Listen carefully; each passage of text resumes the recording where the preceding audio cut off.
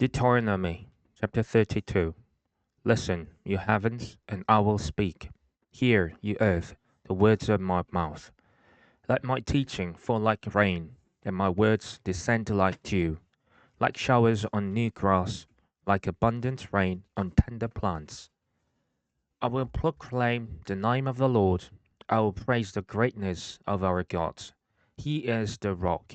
His works are perfect, and all his ways are just. A faithful God who does no wrong, upright and just is he. They are corrupt and not his children. To their shame, they are a warped and crooked generation. Is this the way you repay the Lord, you foolish and unwise people? Is he not your father, your creator, who made you and formed you? Remember the days of old, consider the generations long past. Ask your father, and he will tell you, your elders, and they will explain to you. When the Most High gave the nations their inheritance, when he divided all mankind, he set up boundaries for the peoples according to the number of the sons of Israel. For the Lord's portion is his people, Jacob, his allotted inheritance. In a desert land he found him, in a barren and howling waste. He shielded him and cared for him. He guarded him as the apple of his eye. Like an eagle that stirs up its nest and hovers over its young, that spreads its wings to catch them and carries them aloft. The Lord alone led him, no foreign God was with him. He made him ride on the heights of the land and fed him with the fruit of the fields. He nourished him with honey from the rock and with oil from the flinty crag, with curds and milk from herd and flock, and with fattened lambs and goats, with choice rams of Bashan, and the finest kernels of wheat. You drank the foaming blood of the grape. Jeshurun grew fat and kicked. Filled with food, they became heavy and sleek. They abandoned the gods who made them, and rejected the rock their savior. They made him jealous with their foreign gods, and angered him with their detestable idols. They sacrificed to false gods which are not gods, gods they had not known, gods that recently appeared, gods your ancestors did not fear. You deserted the rock who fathered you. You forgot the God who gave you birth. The Lord saw this and rejected them, because he was angered by his sons and daughters. I will hide my face from them, he said, and see what their end will be. For they are a perverse generation, children who are unfaithful. They made me jealous by what is now God, and angered me with their worthless idols. I will make them envious by those who are not a people. I will make them angry by a nation that has no understanding. For fire will be kindled by my wrath, one that burns down to the realm of the dead below. It will devour the earth and its harvests, and set afire the foundations of the mountains. I will heap calamities on them, and spend my arrows against them. I will send wasting famine against them, consuming pestilence and deadly plague. I will send against them the fangs of wild beasts, the venom of vipers that glide in the dust. In the street the sword will make them childless. In their homes terror will reign. The young man and young woman will perish, the infants and those with grey hair. I said I would scatter them and erase their name from human memory. But I dreaded the taunts of the enemy, lest the adversary misunderstand and say, our hands has triumphed, the Lord has not done all this. They are a nation without sense. There is no discernment in them. If only they were wise and would understand this, and discern what their end will be. How could one man chase 1,000, or two put 10,000 to fight, unless their rock had sold them, unless the Lord had given them up? For their rock is not like our rock, as even our enemies concede. Their vine comes from the vine of Sodom, and from the fields of Gomorrah. Their grapes are filled with poison, and their clusters with bitterness. Their wine is the venom of serpents, the deadly poison of cobras. Have I not kept this in reserve and sealed it in my vaults? It is mine to avenge. I will repay. In due time their foot will slip. Their day of disaster is near, and their doom rushes upon them. The Lord will vindicate its people and relent concerning his servants. When he sees their strength is gone, and no one is left, slave or free. He will say, now, where are their gods, the rock they took refuge in, the gods who ate the fat of their sacrifices and drank the wine of their drink offerings? Let them rise up to help you. Let them give you shelter. See now that I myself am He. There is no God besides me. I put to death and I bring to life. I have wounded and I will heal, and no one can deliver out of my hand. I lift my hand to heaven and solemnly swear, as surely as I live forever, when I sharpen my flashing sword and my hand grasps it in judgment, I will take vengeance on my adversaries and repay those who hate me. I will make my arrows drunk with blood, while my sword devours flesh. The blood of the slain and the captives, the heads of the enemy leaders. Rejoice, you nations, with his people, for he will avenge the blood of his servants. He will take vengeance on his enemies, and make atonement for his land and people. Moses came with Joshua son of Nun, and spoke all the words of this song in the hearing of the people.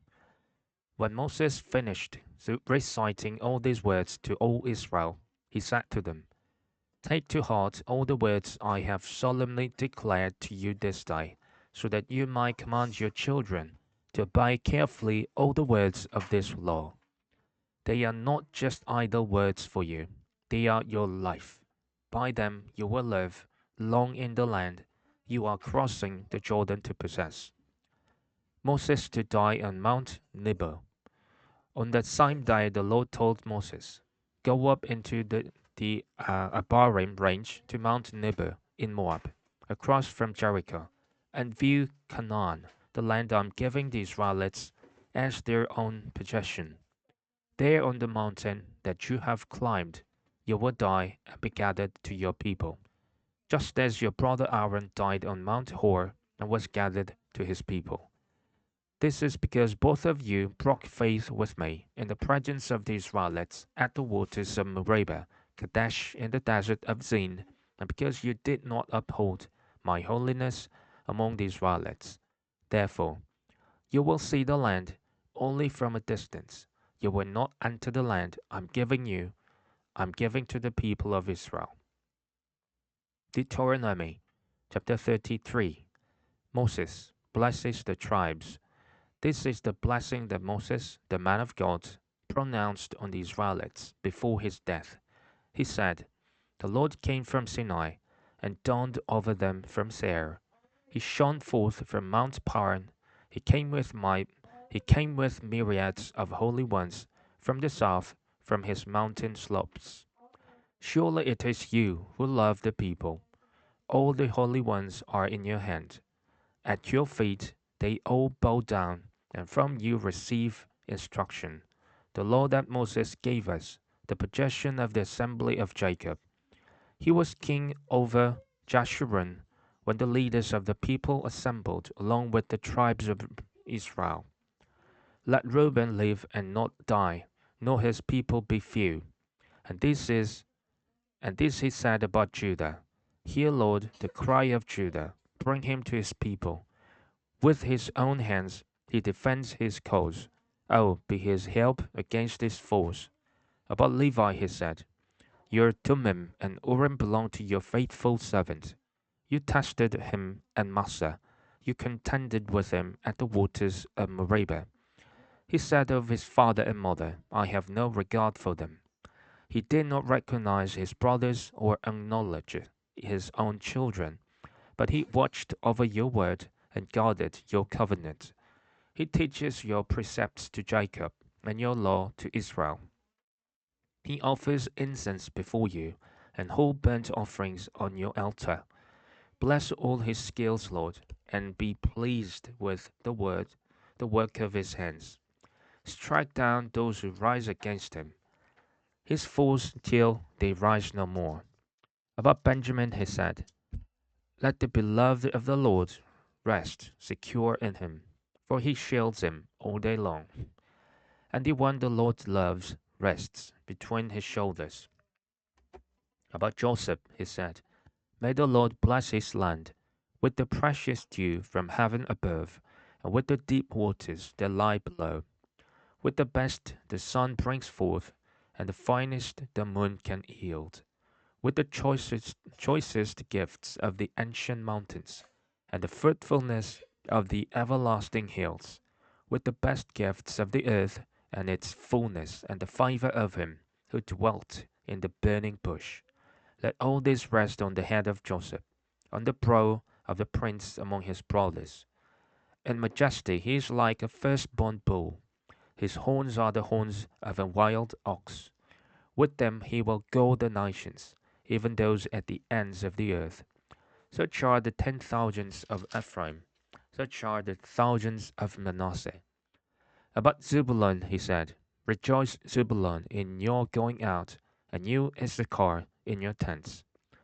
They will summon peoples to the mountain, and there offer the sacrifices of the righteous. They will feast on the abundance of the seas, on the treasures hidden in the sand. About God he said, blessed is he who enlarges God's domain. God lives there like a lion, tearing at arm or head. He chose the best land for himself. The leader's portion was kept for him. When the heads of the people assembled, he carried out the Lord's righteous will and his judgments concerning Israel. About Dan he said, Dan is a lion's cub, springing out of Bashan. About Naphtali he said, Naphtali is abounding with the favor of the Lord and is full of his blessing. He will inherit southward to the lake. About Asher he said, most blessed of sons is Asher. Let him be favored by his brothers, and let him bathe his feet in oil. The bolts of your gates will be iron and bronze, and your strength will equal your dice. There is no one like the God of Jeshurun, who rises across the heavens to help you, and on the clouds in his majesty. The eternal God is your refuge, and underneath are the everlasting arms. He will drive out your enemies before you, saying, destroy them.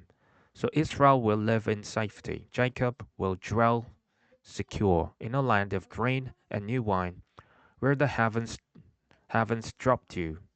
Blessed are you, Israel, who is like you, a people saved by the Lord. He is your shield and helper and your glorious sword. Your enemies will cower before you, and you will tread on their heights. Deuteronomy chapter 34. The death of Moses. Then Moses climbed Mount Nebo from the plains of Moab to the top of Pisgah, across from Jericho. There the Lord showed them the whole land, from Gilead to Dan, all of Naphtali, the territory of Ephraim and Manasseh, all the land of Judah as far as the Mediterranean Sea, and the Negev, and the whole region from the valley of Jericho, the city of palms, as far as Zoar.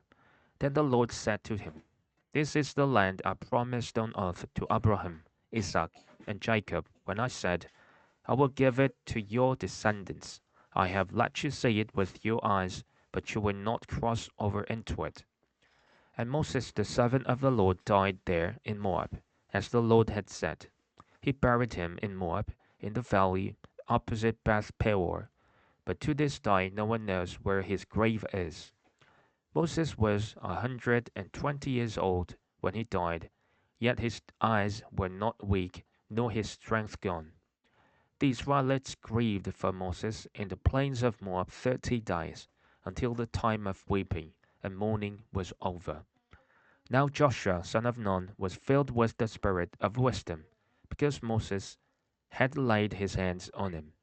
So the Israelites listened to him and did what the Lord had commanded Moses. Since then, no prophet has risen in Israel like Moses, whom the Lord knew face to face, who did all those signs and wonders the Lord sent him to do in Egypt, to Pharaoh and to all his officials and to all his whole land. For no one has ever shown the mighty power or performed the awesome deeds that Moses did in the sight of all Israel.